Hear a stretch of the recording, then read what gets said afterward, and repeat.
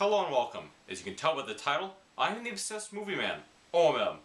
There's no denying that Spider-Man has had an interesting film history. For people who don't know, it was a real struggle to get the first film made, with different companies wanting to make it such as Canon Films, different directors being tossed around such as Tobe Hooper, and many different scripts, one of which was written by James Cameron, and another script took the idea literally and had Peter Parker turn into a human-spider hybrid. I'm sure that wouldn't have angered any fans. After many years though, Sony got the rights and hired Sam Raimi to direct the film. Raimi was best known for the Evil Dead films, and was also a giant Spider-Man fan, so his expertise with low-budget films and the character helped make him the perfect choice for the job. When I saw the trailer for this film, you know, the one with the World Trade Center buildings, I was blown away with the idea of a Spider-Man movie. In fact, Spider-Man was probably the first superhero film I saw in the theaters. I have some vague memories of the first and last battle between Spider-Man and the Green Goblin, as well as the now iconic kiss between Spider-Man and Mary Jane. The film is an origin story and tells of the geeky Peter Parker. He's picked on in school, has one friend in Harry Osborn, lives with his aunt and uncle, and has a tremendous crush on his next-door neighbor, Mary Jane Watson.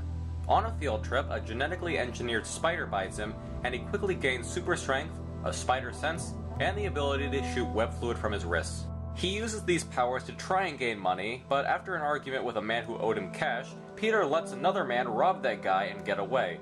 This results in the death of Peter's uncle, as if you didn't know that, and learns that with great power comes great responsibility. Or something like that. I've never heard the phrase before, so I forgot. Meanwhile, Harry's father, Norman Osborn, has undergone a scientific accident that transforms him into a psychopath who wants revenge on a whole bunch of people. He dresses all in green, rides around on a glider, and is dubbed the the Green Goblin. The only one who stands in his way is Peter Parker's new costumed identity, Spider-Man. A lot of people say this film is corny, stupid, cheesy, and many other things, and yes, there are moments of that, but honestly, I love this film for a lot of the campiness, and because it possesses a big heart. I love it for the same reason why I love the Superman movie, because it feels like a comic book. It revels in the corniness, but it doesn't shy away from the darker aspects of the stories that I love in Spider-Man. You can get a laugh out of Jameson, while also seeing the turmoil of Peter's guilt over his uncle's death. The story is also very straightforward. Again, like Superman, it's a superhero romance film, with Peter and Harry pining over Mary Jane. And while she is attracted to Spider-Man, you start to see her slowly fall for Peter. As much as I love most of the MCU films, I do miss the days when superhero films didn't have to focus on connecting to other films, and can be their own things. Spider-Man doesn't have to set up for a sequel or a spin-off. You could end it with this film and be satisfied. Then again, we wouldn't have Spider-Man 2 if that was the case, so what are you gonna do? The acting is really great from the main cast. Tobey Maguire was a fantastic Peter Parker and perfectly captures a down-on-his-luck geek. He's not stereotypically geeky and over-the-top, he's more quiet and reserved, which is what I really like about his performance. His portrayal of Spider-Man has always left me torn. I'd very much love a more fun Spider-Man. I don't need him to make jokes every 5 seconds, but I did want some kind of liveliness in his persona that would contrast with his Peter Parker. That being said, he does have some cheerful moments here and there when he plays the webhead. Kirsten Dunst, Cliff Robertson, and Rosemary Harris are also all great. James Franco, the man who has the strangest filmography to me, is also in this film, and he does a good job as Harry Osborn. He's Peter's friend, but he's jealous that Mary Jane prefers Peter, and he's jealous that his father seems to favor Peter more than him. Speaking of which, let's talk about Willem Dafoe as Norman Osborn. Dafoe wasn't even originally considered for the role. He got the script by mistake and lobbied for the part, and honestly, it's a perfect choice. He does ham it up a bit, similar to Gene Hackman as Lex Luthor, but Dafoe does have some genuinely creepy moments. I always get disturbed when I hear him talk to Peter on the phone. It's very intimidating. Now, everyone says that his suit looks like a Power Rangers costume, and I won't deny that. In fact, if you look at the original mask they were going to use, that looked a lot better. But the thing is, I've always wondered if there was a certain character from Power Rangers that he reminded me of. And actually, yes. He reminds me of Ecliptor from Power Rangers in Space. That's what he looks like to me. Seriously, tell me you don't see the similarities. But in all seriousness, we must now talk about the greatest actor in this film. the man who gives us by far, hands down, the greatest portrayal of a comic book character ever. J.K. Simmons as J. Jonah Jameson. He's practically identical to the character in every way, shape, and form. From his over-the-top performance, hatred of Spider-Man, and appearance, it's as if Jameson leapt off the pages and came to life. And he's not just a one-note character. When Green Goblin demands to know who takes the pictures of Spider-Man, instead of saving his own skin and selling out Peter, Jameson protects Peter and insists that he doesn't know who takes the pictures. The only downside is that Jameson is only in 3 scenes, but I guess you don't want to overindulge the audience. Plus, it's best to keep the focus on the main plot and characters. Now, the music by Danny Elfman is wonderful, but it's the theme that I adore the most. I find it funny that he has now created 2 distinct superhero themes, this and Batman, and they are still quite memorable. I really do miss superhero themes. Nowadays, they're not that memorable for some reason. They just all kind of sound the same. Not the case here. Like his Batman theme, his Spider-Man theme starts off soft and gradually gets louder until it explodes into something that sounds like an epic fantasy adventure. It's awesomeness at its finest.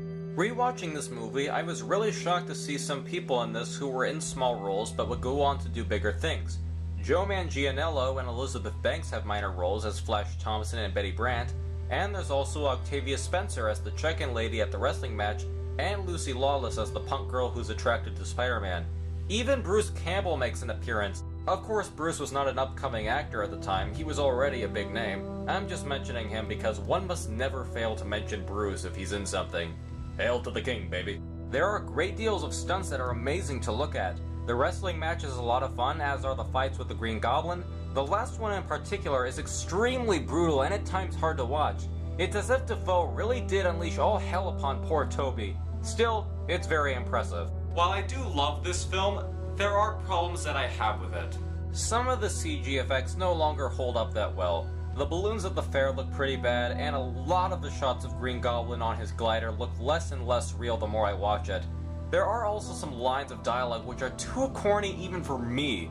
That whole "it's you who's out of your mind" Gobby line is a bit cringeworthy, and that's one of the few jokes Spider-Man makes in the film. And that's about it. I don't have any other problems with the movie. Spider-Man is a very entertaining movie that holds up for the most part. While there are some bad effects, there are more that look pretty good. The acting is great all around, no one is boring in the film, everyone has a moment to shine. The film has a beautiful score and has one of the best superhero themes in recent memory. If you want to see a good Spider-Man film, trust your Spidey sense and check out the one that started it all. And even though Sony has failed Spider-Man countless times now, it's good to know that they made the smart choice of allowing the wall crawler into the MCU where he belongs. Thanks, this is an O.M.M review, this is O.M.M, signing out. Oh look! A newspaper! What's going on in the news today? What? Sony might pull Spider-Man out of the MCU? More stupid spin-off movies that have no connection to Spider-Man or the MCU? No! It sounds like it's coming from over there.